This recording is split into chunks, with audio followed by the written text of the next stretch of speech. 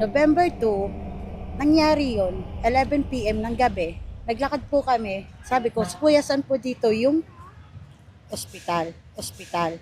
Ospital.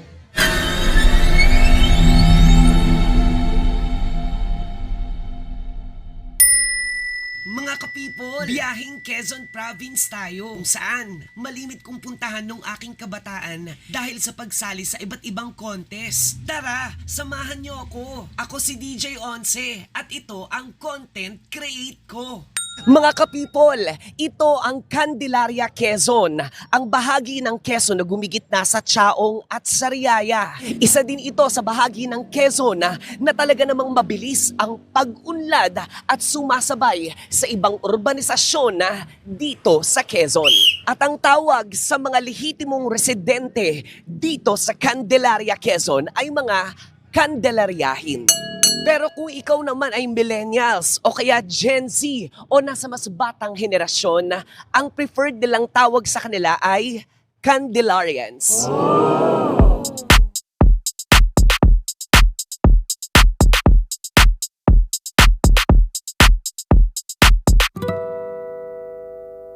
Mga ka-people, ito ang San Pedro Bautista Parish Church dito sa Candelaria.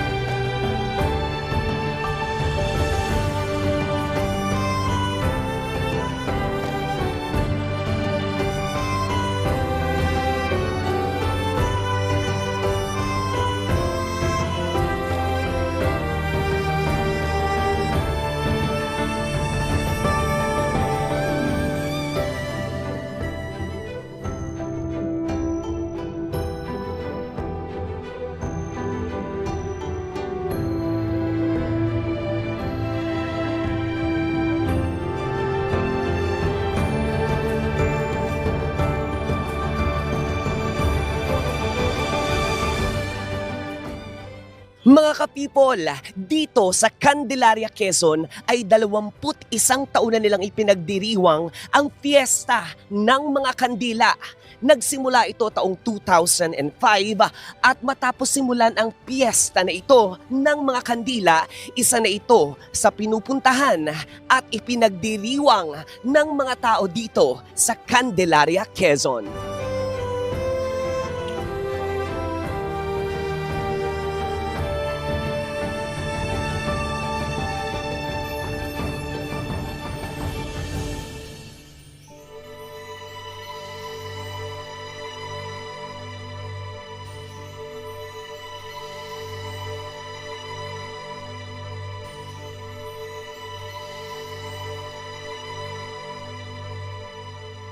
Sa kabila ng napakagandang simbahan ng San Pedro Bautista Parish Church, bakit kaya may kaluluwa daw na nagpapakita sa likod ng simbahan na ito?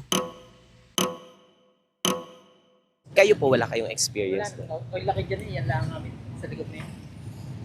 Dati, yan lang kami. Pero ngayon, malayo. Pero kayo wala. Pag dumadaan kayo sa gabi, Wala, tampay ko dito dati. Wala naman, natatanong. Meron din, pero tatanong mismo yung nagbubukas lagi ng gate dyan. paano ko po kaya malalaman kung Sabi nandun? namin yan, tumatok ka doon. Kakatok po. Lalabas yun. Hindi naman siya katandaan. May edad na din. Siyang talagang matagal ng katiwala. Hindi nagpapalit ng katiwala yun. Kasi ang kwento po sa akin nung babae is parang namatay na yung may-ari ng bahay, binigay sa anak, tapos wala na pong tumira. Hindi, may nakatira. Parang may natira naman, kaso pagka siguro may okasyon, saka lang sila napunta. Papasko na. Pero kilala niyo po kung sino may-ari. Hindi ko kilala yun, nakita ko lang. Mayaman po dito sa Candelaria. Pero mo siya. Bibira lang po talaga. Salamat po. Simulan na nating baybayin ang sinasabing kalsada kung saan matatagpuan ang lumang bahay sa likod ng simbahan na ito. And finally, ito na nga yung corner papunta doon sa hindi naman ganong kahaba ang kalsada dito sa likod ng simbahan ng San Pedro Bautista Paris Church. At kung makikita nyo nga, ay medyo busy din ang kalsada na ito dahil marami din ang mga paninda na pwede nyo makita malamang. Mas lalong busy ang mga ito sa araw kung saan merong misa na nagaganap sa San Pedro Bautista Church. Mga kapipol, may nakausap din tayo na medyo matagal nang nagbebenta ng kanilang mga paninda dito sa kahabaan ng kalsada sa likod ng simbahang ating pinag-uusapan. At eto naman ang istorya niya. Ate, pwede bang malaman yung pangalan mo? Gemma po.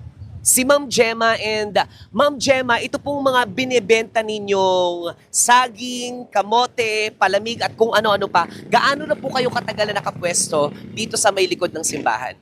Ano po, 7 taon na. 7 taon na. Kasi si ate na nagbebenta ng chicharon na nakasalubong ko dyan sa daan, meron daw siyang kakaibang experience dun sa lumang bahay sa likod ng simbahan at naidetalya sa akin. At nung kinukwento nga niya sa akin, ay kinikilabutan pa siya hanggang ngayon tungkol sa isang lalaking nakasapatos na itim, nakapantalong itim, nakabarong na itim, na nakita niya, ngunit may nagsabing matagal na daw palang patay ang may-ari ng bahay na ito. Kayo po, bilang gaano na nga po kayo ulit katagal na nagbebenta dito? 7 taon po. 7 taon. Sa loob po ba ng 7 taon, syempre halos parang naging bahay nyo na po itong tindahan ninyo. Meron po ba kayong kakaibang na experience dito sa lumang bahay sa likod ng simbahan? Wala naman po. Wala naman po. Anong oras po ba kayo nagsisimulang magbenta dito? Anong oras po kayo natatapos? Ano po, 6:30 po nandito na kami. Tapos nauwi kami, bago mag-alas 6 din. So, pagkagat ng dilim, nag-aagaw na yung araw at saka buwan, kumbaga parang doon po kayo umaalis. So wala po kayong ibang naramdaman, walang takot. Ano pong alam nyo sa istorya ng lumang bahay na ito? Wala naman po. Dahil nakikita ko naman yung may-ari dyan eh. Na-parking pa nga dyan na matanda na. Wargay 2 yung naan dyan eh. Nasa abroad daw.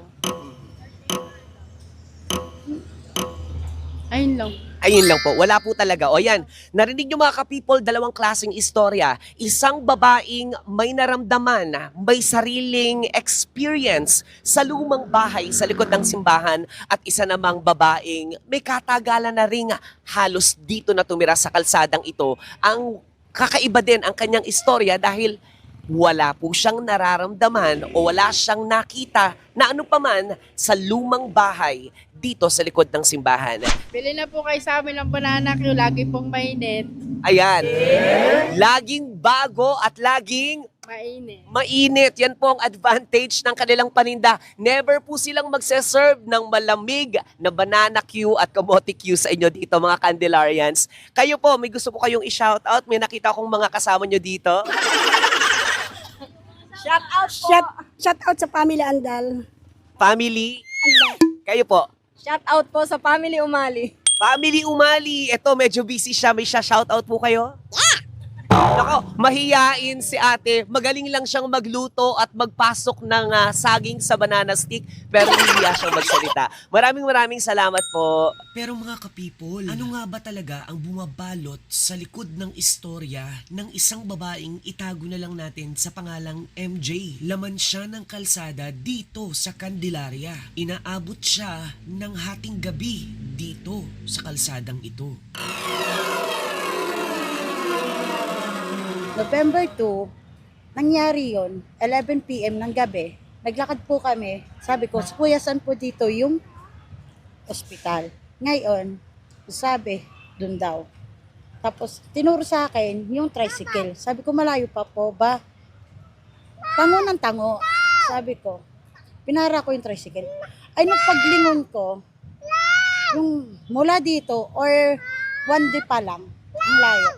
Sabi neng, Ginawan din ako na driver. Ganon, kasi may pasayro. Paglingon ko, wala na. Sarado naman ang gate. Tinanong ko dun sa driver na ang plaka ay 00819. Dito din. Biyahe dito siya, dito na pumipila sa Walter Mart. Sabi sa akin, Ining, ba't kayo pawisan? Sabi ko, kuya, nagtanong po ko doon sa may gate doon malapit sa may tubigan. Yun, dito ang tubig. Ining, patay na yung lalaki, matangkad na lalaki. Sabi sa akin patay na. Ba't ka pa doon nagtanong? Yung punto nuro sa akin Doon, malayo pa daw. Ano po yung itsura ng lalaki? Medyo matanda na po na medyo tabay po yung mukha. Ano po yung suot? Barong, tsaka black shoes na sapatos, black na pants, tapos nakabarong, tsaka naka-white ano po ito. Kulay po nung barong, itim din. Itim din. Mas puting pang loob. O pang loob. Para siyang t-shirt yata rin sa loob. Tapos isa pang may ano di siya sa liit. Tapos medyo may face powder ang mukha niya. Sige, puntahan ko po. Titignan ko kung available. Mga po, bandang mga 5. Mga 5 po. Opo. Alin po? Pumunta kayo. Dahil sa kapumitao. Opo, mitaw po doon. Pag ganitong oras, wala po. Wala pa po. Ah, Nasa school pa po kasi. ano pong pangalan niyo ulit, ma'am? Opo, Ano pong binibenta ninyo? Chicharon po. Chicharon. Bibenta ng chicharon. Salamat po. Salamat po. Kasi nakikita ko kasi mukha niya, napapanood namin sa cellphone. Lowot kasi ako, kung hindi ako lowot, nakapag-picture na. Tsaka yung si long hair, yung sa Yaya. Yung nagtatrabaho sa waitingan, mahabang buhok. Okay. Yun. Salamat po. Salamat po. Thank you po. Yan nga po ang istorya ni Maine sa kanyang experience doon sa lumang bahay sa may likod ng simbahan ng San Pedro Bautista Parish Church.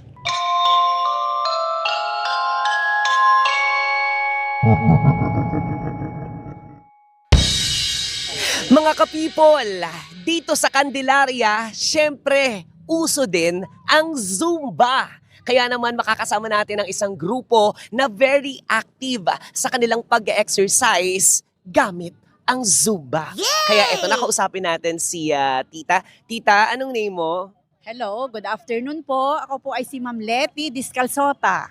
Ma'am Letty, habang ako po ay katatapos lang mag-shoot dito sa napakagandang simbahan ng San Pedro Bautista, ay nakita ko po ang grupo ninyo na halos iisa ang kulay ng damit. Kaya naisip ko kayo po ay isang grupo. Kayo po ang grupo ng Ang aming grupo ay Zumba Lovers of Candelaria.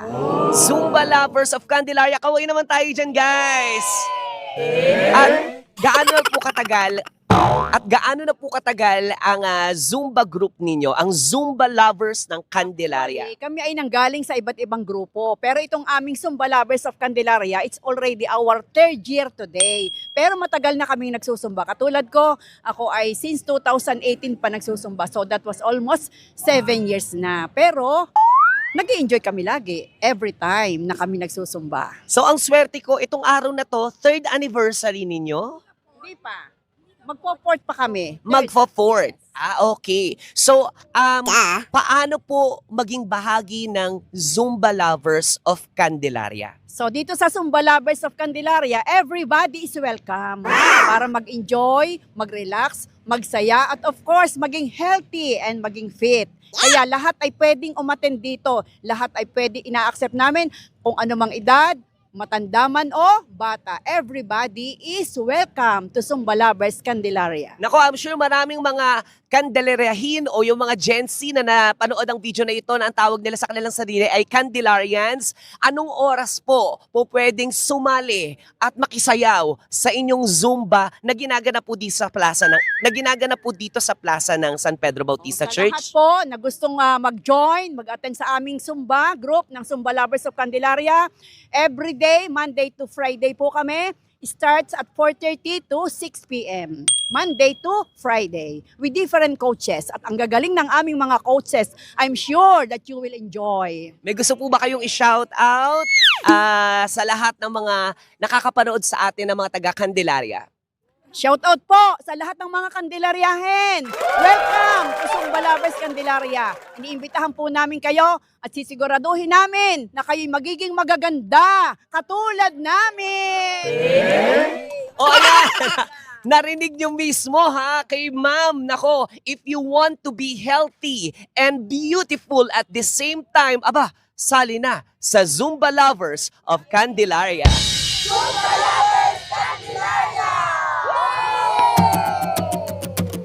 Mga ka-people, maswerte tayong may makakasama ng mga estudyanteng nag-aaral dito sa Candelaria, Quezon. Hi guys! And saang school kayo nag-aaral? Tayabas Western Academy po. Tayabas Western Academy. Tayabas Western Academy na matatagpuan saan? Candelaria, Quezon po. Ito ba yung eskwelahan na nasa may gilid ng San Pedro Bautista Church? Opo. Ano palang pangalan mo? John Michael Bermudez po. Kenneth Denver J. Lopez. Arwin po. Cyril po. At kayo ay mga taga-Candelaria, tama? Ano bang pinagmamalaking pagkain ng Candelaria? Siguro mga ano po, street foods ganun. Street foods, meron bang partikular na street food na kilala ang Candelaria dito? O partikular na tinapay na pinupuntahan dito sa Candelaria o binibili?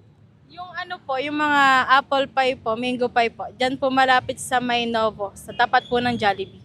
Ayan. And base sa pagre-research ko, ang Candelaria ay kinikilala bilang supplier ng tuyong niyog sa buong mundo. Alam nyo ba ito?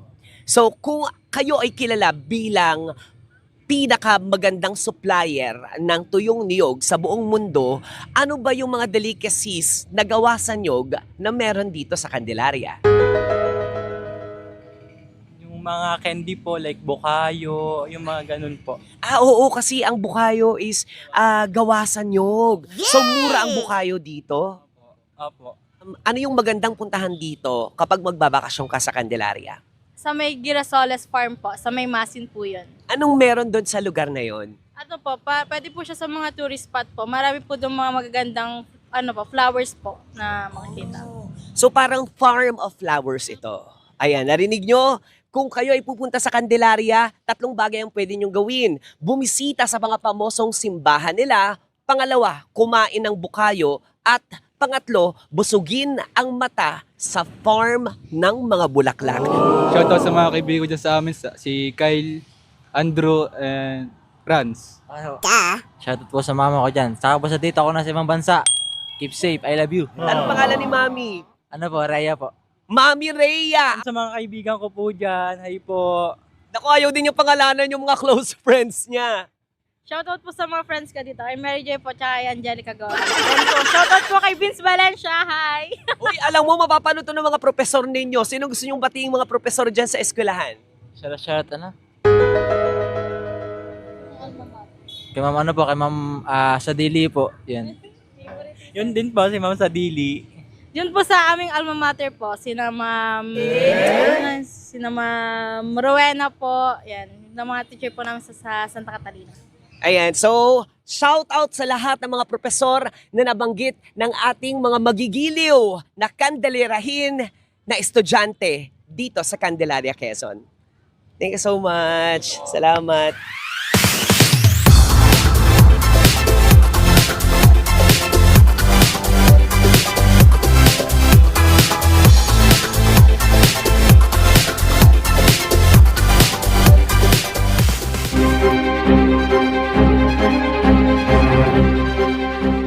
Kahit anong istorya, kahit saang lugar, kahit sinong tao, basta't interesado ang mga people, pupuntahan natin mga ka-people. Dahil ito ang content na ikukwento ko ang mga kwento nyo. Basta ang mahalaga, dapat totoo. Ako si DJ Once at ito ang Content Create Ko by DJ Once.